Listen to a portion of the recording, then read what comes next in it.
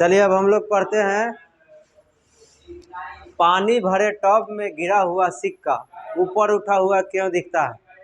ये हम लोग को फिजिक्स का सवाल है और प्रकाश के अपवर्तन की घटना से संबंधित क्या है, सवाल है, जिसको आंसर समझना है। बहुत आसान है, ध्यान से समझिएगा। सवाल पूछने का तरीका भी अलग टाइप से हो सकता है।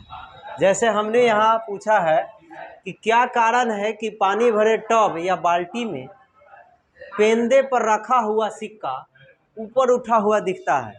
तो जब रखा हुआ सिक्का है, या कहेगा कि पानी भरे टब में गिरा हुआ सिक्का, और सिक्का की जगह कोई भी वस्तु अगर कह दे तो आंसर क्या होगा, यही होगा। बस सिक्का के जगह अब क्या लिखेगा, जो उसमें लिखेगा वस्तु दूसरा रहेगा उसका नाम लिखेंगे, बाकी आंसर क्या रहेगा, यही होगा। तो आंसर चेंज कर सकता है अगर प्रश्न में चेंजिंग होगा। तो क्या चेंज करना है अपना समझ जाइएगा। अब सिक्का के जगह कोई दूसरा वस्तु अगर पानी में वो गिरा रहा है तो आप भी जहाँ सिक्का लिखा है वहाँ पे दूसरा कुछ रखिएगा। समझ में आया? तो आंसर आपको उसके मुताबिक फिर चेंज कर देना है। तो ध्यान से समझिएगा, ऐसा सवाल परीक्षा में बहुत बार आया है, पूछता है, और जनरली इसका यूज है हमारे जीवन में, दैनिक जीवन में, इसीलिए इसको समझिए। हम लोग अक्सर देखते हैं कि पानी में जब सिक्का गिर जाता है तो ऊपर उठा हुआ दिखता है। तो ऊपर उठा हुआ दिखता है तो वो जो गहराई होता है वो आभासी होता है कि वास्तविक होता है? आभासी होता है। मतलब आभास होता है कि वहाँ है, बट वहाँ नहीं रहता है। वास्तविक देखिएगा उसका गहराई तो और नीचे रहता है, लेकिन ऊपर क्यों दिखता है? इसका भी कारण है, वैज्ञानिक कारण है। कौन कारण है? प्रकाश का अपवर्तन की घटनाएं होती हैं। किससे? पानी में। किसके साथ? सिक्का के साथ। पानी और सिक्का के बीच प्रकाश की अपवर्तन की घटना होता है, और हम उसको देखकर क्या हो जाते हैं? गुनाहगार होते हैं। देख करके उसको कहते हैं ना ऊपर है, लेकिन रहता है वो का नीचे। समझ में आया? तो चलिए अब समझते हैं सवाल की तरफ। इसमें लिखा हुआ है इसका मुख्य कारण है प्रकाश का अपवर्तन। प्रकाश का अपवर्तन अगर नहीं होगा तो सिक्का क्या है, आपको जहाँ है वहीं पे दिखेगा। ये प्रकाश का अपवर्तन के कारण ही क्या हो रहा है, ऊपर दिख रहा है। तो अब कहिएगा पानी में सिक्का को रख करके अंधारा में ले जाके देखेंगे, तो अंधारा में ले जाके देखिएगा तो दिखबे नहीं करेगा। तो जब तक प्रकाश नहीं आएगा तो दिखबे नहीं करेगा, और जब प्रकाश में दिखिएगा तब अपवर्तन की घटना होगा ही। समझ में आया? तब बच नहीं सकते हैं। इससे रिलेटेड सवाल आगे हम पढ़ाएंगे कि पानी में गिरा हुआ छड़ी टेढ़ा क्यों मालूम पड़ता है। ये भी वही घटनाएं हैं। तो हम 1 से 2 सवाल इसमें बता देंगे, आप उसके बाद कोई भी सवाल आएगा तो इसी तरह आंसर दे दीजिएगा। समझ में आया?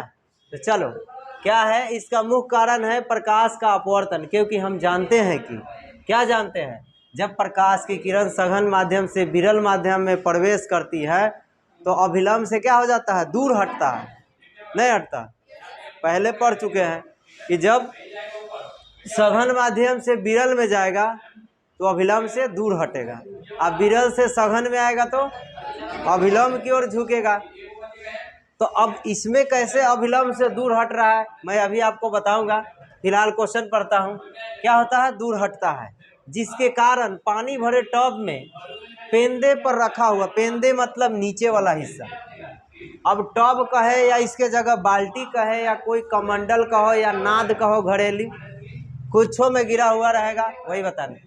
पेंदे पर रखा हुआ क्या है, पेंदे पर रखा हुआ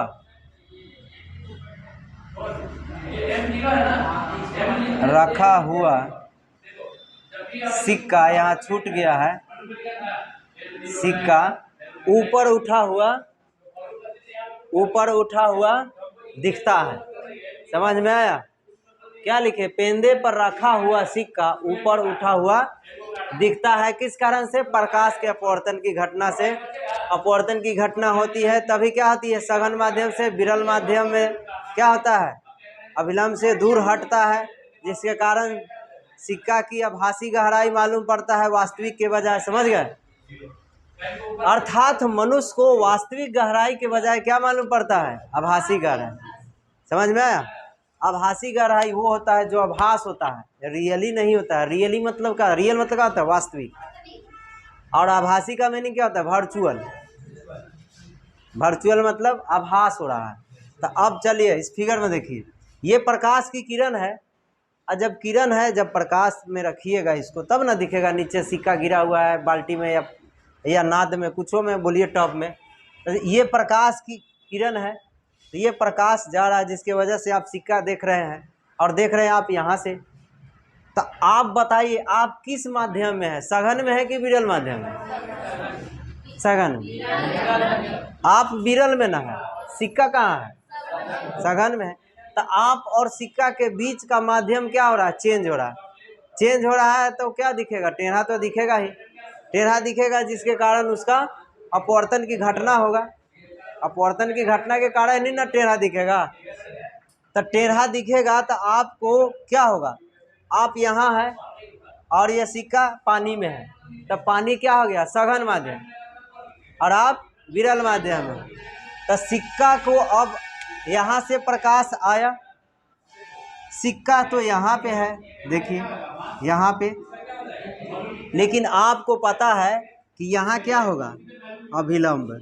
मान के चलिए, चित्र बना लीजिएगा, ठीक है। पहले हम यहाँ पे इसमें कुछ अलग से समझाने के लिए लाइनिंग खींचेंगे, जो आप नहीं खींचिएगा, हम समझाने के लिए खींच रहे हैं, ठीक है। तो चलिए, ये मान लीजिए कि अभिलंब है और ये सिक्का यहाँ है। आपको मालूम है कि जब प्रकाश की किरण क्या होती है? बोलो नहीं। विरल से सघन में आया तो क्या हुआ? बोलो। अभिलंब की ओर झुका, यहाँ हम है या कोई है दिख रहा है। तो अब यहाँ आइए, ये है ना क्या? यही ना है? ये है अभिलंब और आप है विरल माध्यम में। आई सघन माध्यम में आया तो क्या होगा? झुकेगा ना। लेकिन यहाँ से इधर में है, ये लौटता हुआ ना किरण है, यहाँ से ये जा रहा।